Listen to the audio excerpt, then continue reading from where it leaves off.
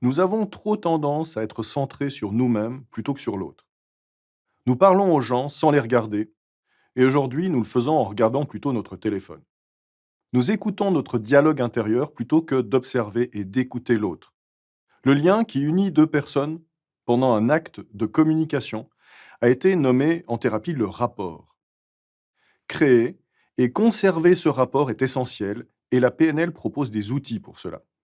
Il y a toujours deux aspects à vos actes de communication. La relation que vous établissez, donc le rapport, et en objectif, la tâche.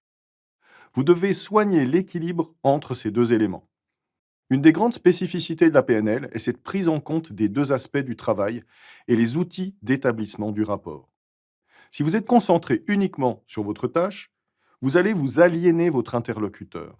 Si je vous parle sans vous regarder, sans même lever les yeux de temps en temps pour observer vos réactions, vous allez me juger froid et vous n'aurez pas envie de parler avec moi. Inversement, si je suis très sympathique, que je vous montre de nombreux signes de chaleur, nous allons partir sur un bon pied. Mais si par ailleurs je suis complètement confus, je vous raconte nombre d'histoires inintéressantes, je vous emmène sur des chemins de traverse, vous allez vite vous fatiguer et vous irez voir ailleurs. L'un des deux aspects ne doit pas étouffer l'autre. Il est préférable de commencer par rétablir le rapport pour ensuite aborder la tâche. On dit accompagner et guider. Si vous voulez guider quelqu'un, vous devez commencer par l'accompagner. Entrer dans sa carte du monde, accepter cette personne telle qu'elle est. Milton Erickson, grand psychiatre américain, a travaillé dans des instituts psychiatriques. Il y avait un patient qui avait créé son propre langage. Toute la journée, il se parlait à haute voix dans son langage inventé. L'équipe médicale essayait de lui parler en anglais, bien sûr, pour forcer un contact avec la réalité. Mais le patient était dans son monde, inaccessible. Qu'a fait Erickson? Il l'a longuement écouté, a pris note patiemment des mots utilisés. Il a appris son langage. C'était un processus long, mais nécessaire pour rentrer dans son monde. Et lorsqu'il s'est senti prêt, il a engagé la conversation avec le patient, dans sa langue. Au bout de peu de temps, le patient a regardé Erickson et lui a dit en anglais: OK, on arrête.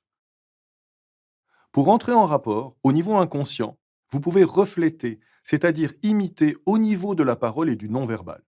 Par exemple, les prédicats sensoriels. Je vois ce que vous voulez dire, j'entends bien, je ne me sens pas en accord avec ce que vous dites, etc. Si quelqu'un vous indique systématiquement qu'il fabrique des images mentales à travers ces mots, ne lui parlez pas auditif. Ne lui dites pas: est-ce que ça sonne bien pour vous? Adaptez-vous discrètement, bien sûr. Vous allez développer la finesse d'écoute nécessaire. Adaptez-vous à la voix, le rythme, le ton et à la partie non verbale. Si votre interlocuteur est assis, les jambes croisées et les bras croisés, croisez les bras. Faites-le discrètement. Vous pouvez prendre le même rythme respiratoire, parler avec une vitesse à peu près correspondante.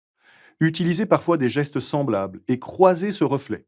Par exemple, en ayant des gestes sur le même rythme que le rythme respiratoire de votre interlocuteur. L'important est de ne pas être un imitateur évident. Votre interlocuteur s'en apercevrait et vous obtiendriez l'effet inverse. Vous observerez d'ailleurs que quand deux personnes sont en accord, quand quelqu'un bouge, l'autre bouge à son tour. Pour savoir si vous êtes synchronisé, à un moment, changez quelque chose.